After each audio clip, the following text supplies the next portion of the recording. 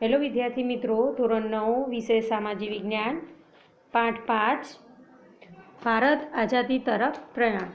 તો આજે આપણે સુભાષચંદ્ર બોઝ દ્વારા કામચલાઉ સરકારની સ્થાપના જોઈએ। તો આઝાદ હિંદ ફૌજનું નેતૃત્વ સંભાળવાની સાથે જ સુભાષચંદ્ર બોઝે કામચલાઉ સરકારની રચના કરી, જેમાં તેઓ વડાપ્રધાન અને લશ્કરના સર્વોચ્ચ વડા બન્યા। હિંદની આ કામચલાઉ સરકાર જાપાન, જર્મની, ચીન, ઇટાલી, બર્મા વગેરે દેશોએ માન્યતા આપી હતી। તો આજે સુભાષચંદ્ર બોઝે હિંદની કામચલાઉ સરકારે જાપાન, જર્મની, ચીન, ઇટાલી, બર્મા વગેરે દેશોએ માન્યતા આપી હતી। આ સરકારે હિંદ ભાષાને રાષ્ટ્રીય ભાષા, રાષ્ટ્રીય ધ્વજ તરીકે તિરંગો ધ્વજ સ્વીકાર્યો। તો આ દેશની જે સરકાર હતી તો હિંદ ભાષા જે છે તો રાષ્ટ્રીય ભાષા ગણવામાં આવશે, રાષ્ટ્રીય ધ્વજ તરીકે તિરંગો ધ્વજ સ્વીકારવામાં આવ્યો।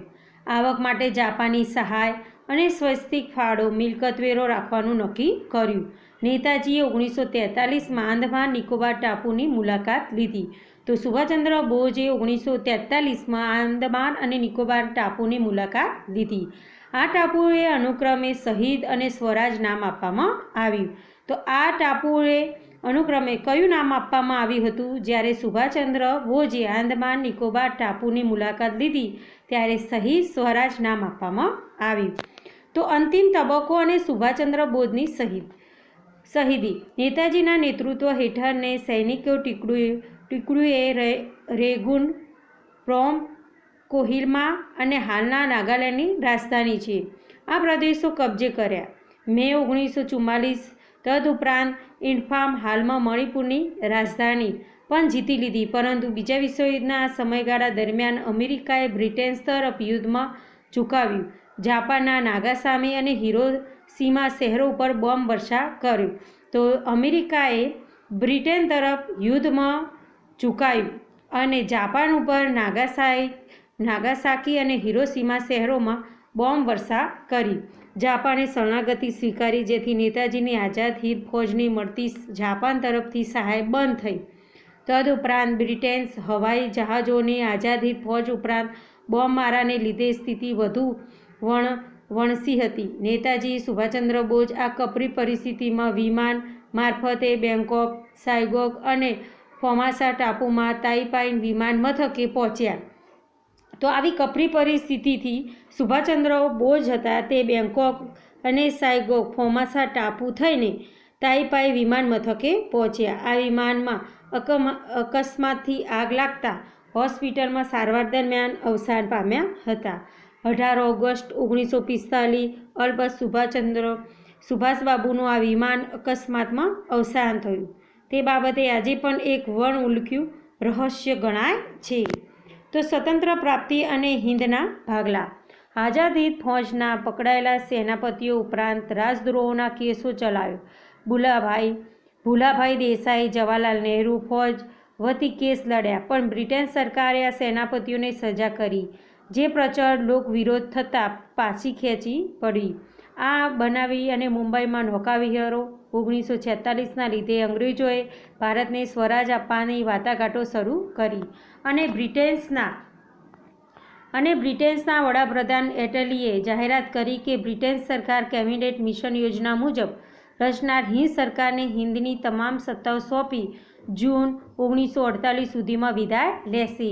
તો હવે 1948 સુધી બધા જ અંગ્રેજો ભારત છોડીને પોતાના વતન પાછા જશે। આ દરમિયાન હિંદના વાઇસરોય તરીકે વેવેલની જગ્યાએ માઉન્ટબેટન નિમણૂક થયા। તો વેવેલની જગ્યાએ માઉન્ટબેટન નિમણૂક થયા। તે વખતે હિંદમાં ફાટી નીકળેલા રમખાણોને લીધે દેશની સ્થિતિ વધુ કરુણ હતી। બંધારણ સભાની રચના માટે જુલાઈ 1946 ચૂંટણીઓમાં કોંગ્રેસ 210માંથી 201, તો અહીંયા જુલાઈ 1946માં ચૂંટણીઓમાં કોંગ્રેસને 210માંથી 201, મુસ્લિમ લીગને 78માંથી 73 બેઠકો મળી। પરિણામે પાકિસ્તાન માટે પ્રબળ માગણી કરી અને સરકાર ઉપર દબાણ લાવવા 16 ઓગસ્ટ 1946ને સીધા પગલાં દિન તરીકે પાળવાનો આદેશ કરતાં સમગ્ર હિંદમાં કોમી હુલ્લડો અને તોફાનો ફાટી નીકળ્યા। આ જોતાં સરદાર પટેલ, નહેરુ સમિતિના કોંગ્રેસ નેતાઓએ લખ્યું કે પાકિસ્તાનની માગણી સ્વીકાર્યા સિવાય અન્ય કોઈ વિકલ્પ નથી. તો મુસ્લિમ લીગ અને ઝીણા હઠગ્રહોથી બંધારણ સભાની મુસ્લિમ લીગ દ્વારા બહિષ્કાર થયો. એને લીધે 31 જાન્યુઆરી 1947માં પાકિસ્તાન પ્રાપ્તિ માટે જલહાદ કાર્યક્રમો આગ્રહના લીધે હિન્દ વિભાજન સ્વીકારવાની પરિસ્થિતિ પેદા થઈ. આ સંજોગોમાં માઉન્ટબેટન નહેરુ સરદારને સમજાયું કે અનેક સ્વાયત્તતા અને વિરોધાથી એકમોવાળી નિર્બળ કેન્દ્ર સરકાર કરતાં કેન્દ્રને આધીન એવા વહીવટો એકમ સાથે સુદૃઢ કેન્દ્ર સરકાર ધરાવતું હિન્દ વધારે શાંતિ ભોગવી શકશે.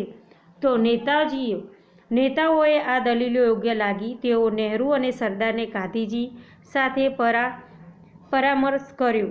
તો નહેરુ અને સરદારે ગાંધીજી સાથે વાટાઘાટો કરી કે આપણે હિન્દ અને મુસ્લિમને અલગ કરીએ. ગાંધીજીએ ના છૂટકે હિન્દના ભાગલાની વ્યવસ્થાપનને ભારે હૈયે સ્વીકાર્યા. હવે માઉન્ટબેટન યોજના જૂન 1947 હિન્દના ભાગલા. વાઇસરોય માઉન્ટબેટને પોતાનું સ્થાન સંભાળી લીધું. 24 માર્ચ 1947 તેમના મતે હિન્દના ભાગલા કરવા સિવાય હવે કોઈ ઉપાય બાકી રહેતો નથી. તો સરદાર પટેલ જેવા વાસ્તવદર્શી નેતાઓએ પણ આ વાત સ્વીકારી કે હવે હિન્દના ભાગલા પાડવા સિવાય કોઈ બીજો વિકલ્પ નથી. આમ આ સંજોગોમાં લાંબી ચર્ચા વિચારણા અને વાઇસરોય માઉન્ટબેટને અખંડ હિન્દના 2 ભાગલા કરવાની આખરી યોજના રજૂ કરી. એટલે 3 જૂન 1947 જે માઉન્ટબેટન યોજના કહેવામાં આવે છે. તો વિદ્યાર્થી મિત્રો, માઉન્ટબેટન યોજના કઈ કહેવામાં આવે છે? તો 3 જૂન 1947. કોંગ્રેસ અને મુસ્લિમ લીગ આ યોજનાઓ સ્વીકાર કર્યો. જો કે વાઇસરોય માઉન્ટબેટન પંજાબ, બંગાળને હિન્દુ બહુમતી વિસ્તારો હિન્દ સાથે, તો કોંગ્રેસ અને મુસ્લિમ લીગ આ યોજનાનો સ્વીકાર કર્યો. વાઇસરોય માઉન્ટબેટને પંજાબ, બંગાળની હિન્દ બહુમતી, તો પંજાબ અને બંગાળની હિન્દ બહુમતી વિસ્તારો હિન્દ સાથે રહેશે અને મુસ્લિમ બહુમતીવાળા વિસ્તારો પાકિસ્તાન સાથે તથા વાયવ્ય સરહદ પ્રાંત બલુચિસ્તાન અને સિલહટ વિસ્તારો પણ પાકિસ્તાન સાથે જોડવાના નિર્ણયને બહાલી આપી. તો હિન્દ સ્વતંત્ર ધારો 1947. વાઇસરોય માઉન્ટબેટન યોજના અનુસાર બ્રિટિશ પાર્લામેન્ટ હિન્દ સ્વતંત્ર ધારો જુલાઈ 1947માં પસાર કરવામાં આવ્યો. આ ધારા મુજબ ભારતીય સંઘ પ્રથમ ગવર્નર જનરલ તરીકે માઉન્ટબેટન અને પાકિસ્તાનના હતા જનાબ ઝીણાને પસંદ કરવામાં આવ્યા.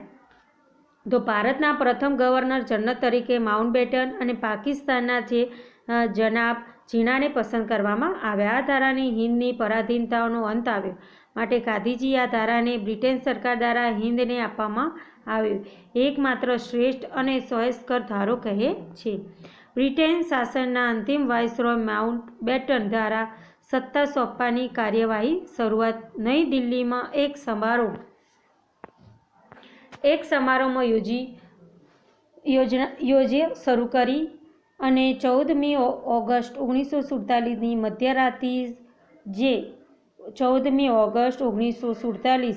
મધ્યરાત્રિ ધ્વજસ્તંભ ઉપરથી ઇંગ્લેન્ડનો રાષ્ટ્રીય ધ્વજ હતો યુનિયન જેક નીચે ઉતારવામાં આવ્યો. તો વિદ્યાર્થી મિત્રો, ઇંગ્લેન્ડનો રાષ્ટ્રીય ધ્વજનું નામ યુનિયન જેક, જે મધ્યરાત્રિ 1947 અને 14મી ઓગસ્ટે ઉતારવામાં આવ્યો.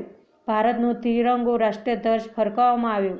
માઉન્ટબેટન ભારતને સ્વતંત્ર આપવા દરજ્જો ભારતના પ્રથમ હિન્દ ગવર્નર જનરલ તરીકે નિવૃત્ત થયેલ ચક્રવર્તી શ્રી રાજગોપાલાચારીને સોંપ્યા.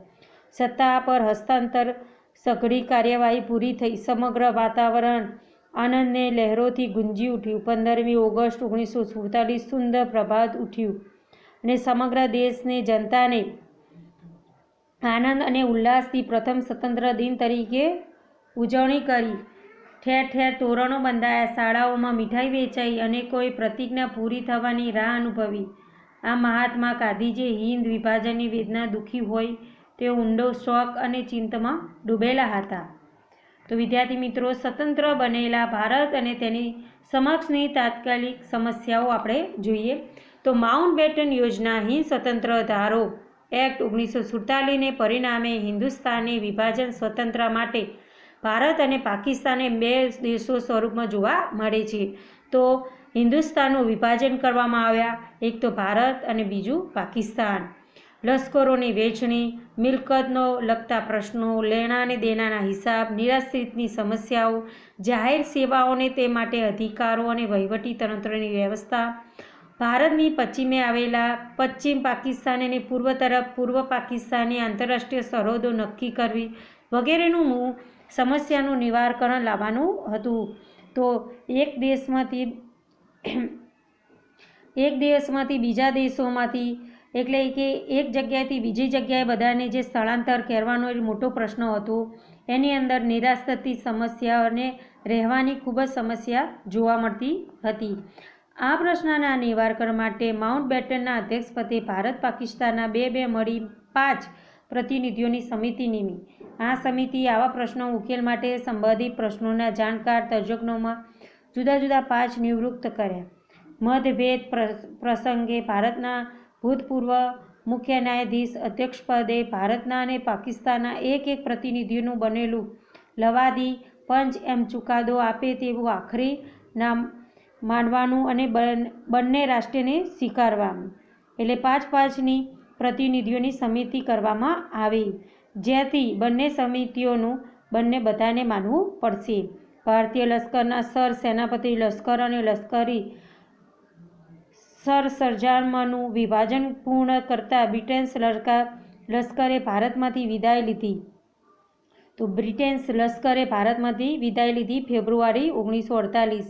લશ્કરી, ન્યાયિક અને વહીવટી વગેરે સેવા પરના અધિકારો ભારત પાકિસ્તાન વિકલ્પ સ્વીકારવાની તથા તે સંબંધી પગાર ભથ્થા, નોકરીની સલામતી ખાતરી આપી. ભારત પાકિસ્તાન છોડી આવનાર નિવાસિત નાગરિકો તેમની તથા બંને દેશોની મિલકતો, રોજગાર વ્યવસ્થા વગેરે સમસ્યાઓનું ધૈર્ય અને ખૂણેપૂર્વક ઉકેલવામાં આવી. ભારતમાં 562 જેટલા દેશી રજવાડાઓ સ્વતંત્ર ભારત સંઘમાં જોડવાનો ભગીરથ પ્રશ્ન સરદાર વલ્લભભાઈ પટેલે તેમનો દ્રઢ નિશ્ચય, લોખંડી મનોબળ અને મુત્સદ્દીપૂર્ણ વાટાઘાટો ઉકેલ્યો. તો ભારતમાં 562 જેટલા દેશી રજવાડાઓ ભારત સાથે જોડવાનું કામ સરદાર વલ્લભભાઈ પટેલે કર્યું હતું.